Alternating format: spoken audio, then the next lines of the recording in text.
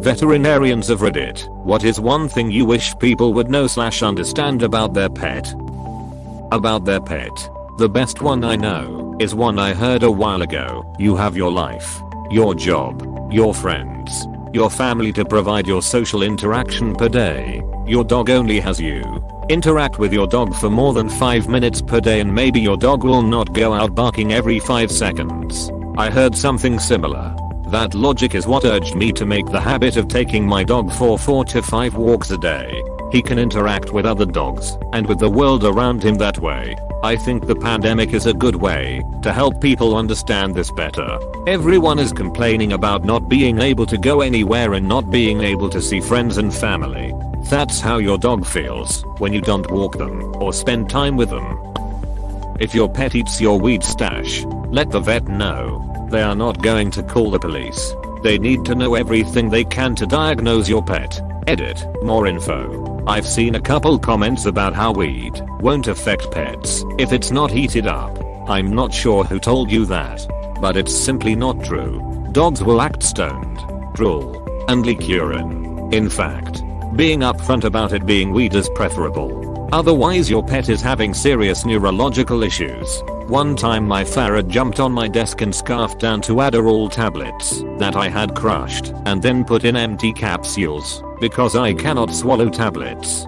This already sounds suspicious, which was completely insane because he has absolutely no interest in eating anything but his kibble.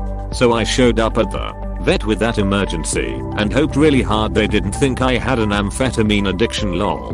Edit. He is totally fine. So sorry I didn't include that originally. Exclamation mark. Exclamation mark. He spent the night at the vet but completely recovered. Don't complain about your dog not having boundaries when you're literally feeding them scraps off your plate at dinner time. That's 100% on you. Woman I work with is constantly complaining about her cat doing things he's not supposed to. Not super angrily, to be fair, but still frustrated, and then rewards those same behaviors when they're cute. Like, don't complain about your cat getting in your face if you're constantly asking for kisses then giving him treats. Pets need consistency. Don't get mad if they do something you've taught them will get them what they want. What drives me batty is that she complains about other pet owners doing this. Lol. She talks all the time about how another coworker's dog needs to learn clear boundaries/consistent rules, but then goes and bends them for her own cat because she likes some of its behaviors in the moment. Ah well. RVT here.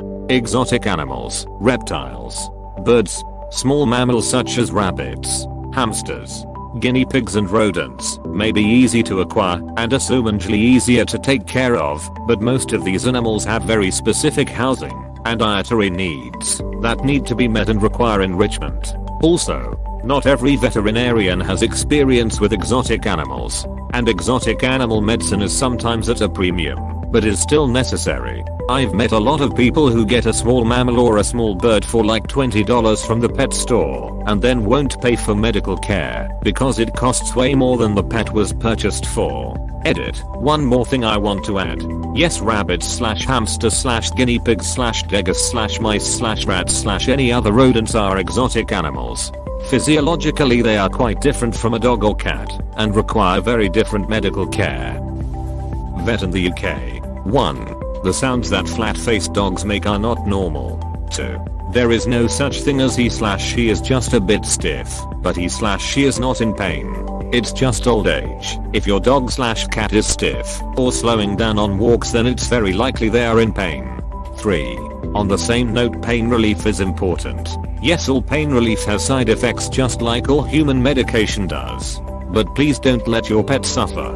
4. If your vet says your dog/cat needs a dental then please follow their advice. I've seen some horrendous mouths covered in calculus with teeth falling out, and the poor animals had to put up with it for years because he/she is still eating, so his/her teeth must be fine. Number 2 is one of the worst ones. Your pet doesn't have to be limping, yelping or non-ambulatory before they should get some pain relief. Vaccines you get at the drugstore on the corner or the feed and tack shop are not as good or the same as the ones you get at the vet. Just because your dog is scratching its ears does not mean it has ear mites. Your cat is not urinating outside the box because it's a jerk. It might be, it probably has an infection. Not eating for 3 days while vomiting and having diarrhea is a huge deal. That 5-pound chihuahua or even 80 pounds lab can't lose that many fluids without having any intake and be okay, and neither would you. Fluid loss. My Lhasa 20 pounds, had a pretty severe case of gastroenteritis in 2020. We got him into the vet the same day symptoms started. Vomiting, not eating, but still drinking. There was a wait at the vet, so it was about 6 hours from symptoms starting to being seen. Even getting him in that quickly, he was already badly dehydrated. He had to stay 2 nights on fluids before he could come home. He came home about 3 pounds thinner. Thank God he's okay now. Dehydration is no joke. It happens fast. I had this with an elderly cat. She got an ear infection which we got treatment for. Then she got really sick. She had 2 nights in the vets on fluids after that. But she was good and healthy for another 6 months after that before we had to get her euthanized from kidney failure. She was a lovely old cat that we adopted from somebody with too many cats that they didn't care for. At least I know she got treated properly towards the end of her life. RVT here. There are so many. 1. It is not cute or sweet to have an obese pet. It can cause joint issues and heart disease among many things. Stop showing love through overfeeding, especially human junk food. 2. Dogs are living creatures who need preventative medical care just like you do. And sometimes they get sick like you do. If you can't contribute the bare minimum to take care of them, maybe you should think again about owning one. 3. Get your puppy its damn distemper/parvo vaccines. Adding on, heartworm prevention costs much less than treatment. So much this. My first dog, that I adopted from a shelter almost 3 years ago, had heartworms and the shelter didn't do much about it. Just told us, hey, she had this. Take care of it yourself. Luckily, she got rid of them through treatment in the winter of 2018. We got her in May of that year. Not a vet, but my mommy's. One thing that really frustrates her is the myth that neutering a cat will make them fat and lazy. It reduces the amount of calories they need, which means they need less food and or more exercise to maintain the same weight. Cats generally get less energetic as they get older regardless, but most will still perk up if you make the effort to wave a toy in their face every so often. My cat is 13 and likes nothing better but to sleep in different spots in the house all day. But the moment I take out a piece of string of the laser pointer, kitten mode is activated. Edit. I love that this comment blew up. I have enjoyed reading about everyone's older cats who turn into kittens come playtime. I also want to say to everyone commenting about the use of the laser pointer as a toy that it is used in moderation. And definitely not every day. We generally play with them with a string or a toy on a stick depending which cat we are playing with. Definitely monitor your pets for obsessive behaviors or anxiety when it comes to using a laser pointer as a toy. My mom tied a string to her robe and would walk around the house with the cat furiously chasing that string. Effortless really. I'm a vet. 99% of patients are okay with drop-off appointments due to COVID. The number of clients claiming my pet has severe anxiety, I can't believe you're making him go in alone, is quite high. Almost all pets are fine, and the ones who aren't fine, I've allowed owners in the building to help. There's been 2 since March who actually were in distress despite people complaining daily about it being an issue. Also, I think people need to learn more about the medical process in general. Tests are usually required to make a diagnosis. Sometimes even with tests the diagnosis is grey. Sometimes spending all the money will not guarantee success. Many times there's not a magic shot I can give to fix it. Our vet has handled visits during COVID wonderfully, and they've gone above and beyond to help us try to get our sick senior boy a little more quality of life. I trust them and know they love my cat and he'll be okay in there without me. Tomorrow they are going to stand in the parking lot to discuss any last desperate options to help vs letting him go. It's horrible to even think about, but I trust my vet and the techs. Out of curiosity, may I ask you your thoughts on giving appetite stimulants to a senior cat with advancing kidney disease who is getting sub fluids, but will only eat maybe 1/4 of what he needs to eat?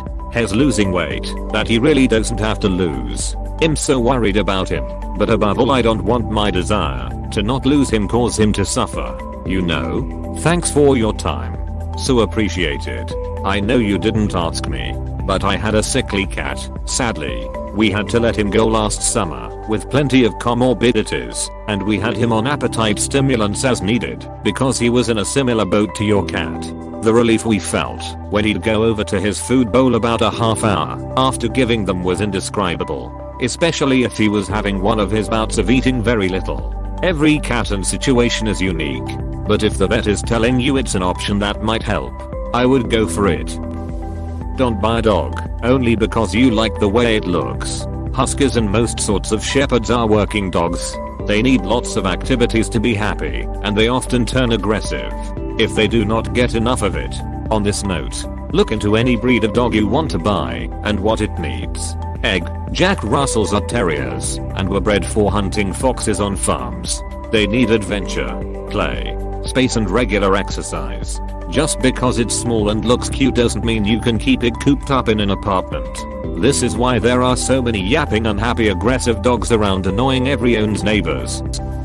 If you see a stray cat with a cleanly, clipped ear tip, do not take it to a shelter. Either take it home to live with you or leave it on the street. Clipped ears mean they were caught, neutered / spayed by the city / county, and released.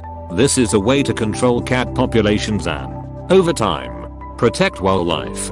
They compete for resources with fertile cats without adding to the population. In many cities, stray cats are more likely to be adopted from the street than in the shelter. If the cat is taken to a shelter, they cannot legally release it because it is now abandoning the animal. That cat will be euthanized, or at best absorbs resources until it finds a home. Do they do this in the US? I know they do in Israel, as there are many street cats. I have a friend there who adopted some of those clipped ear cats. Yes, we call it DNR, trap, neuter, return, and it is done in many parts of America. Los Angeles, New York, San Francisco, all of Hawaii use these strategies to control cat populations.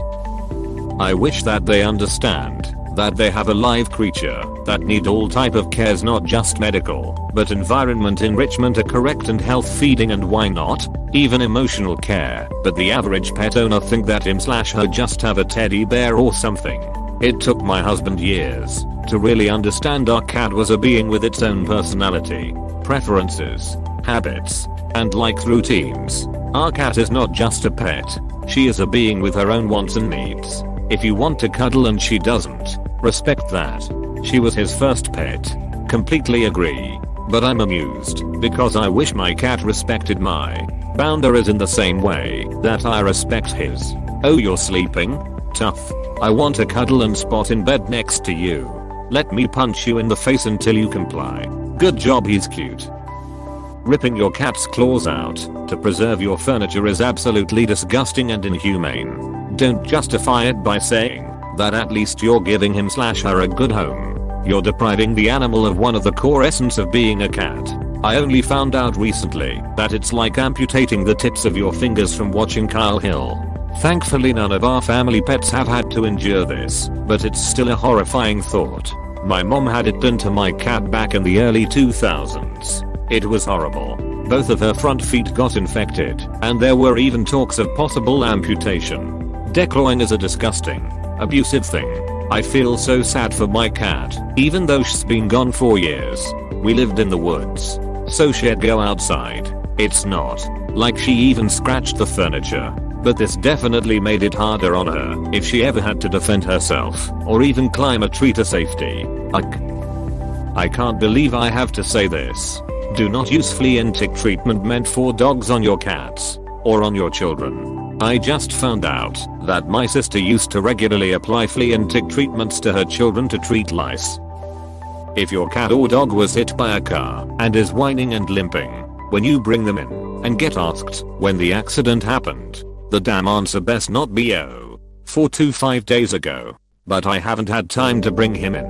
Source sequel's wife is a surgical vet nurse. Not a vet, but a volunteer with a bird rescue. Parrots require a lot of work. Avian vets are super expensive. FFS, don't pet your parrot anywhere but its head. Otherwise you are masturbating them. It's not cute. They look happy because you are wanking them off. You're telling me that the cockatoo at the pet store who immediately demands I scratch her back between her wings every time I go visit is just horny? The cockatoo might legit believe you are her mate. At this point, people run into issues with this with birds. Parrots especially. They pet the bird on its back. The bird thinks they are its mate. The bird then becomes confused and sexually frustrated when its mate won't actually mate with it, and may react violently to anyone it sees as trying to steal its mate. Thank you for watching. We hope you enjoyed this video. Please subscribe for more videos.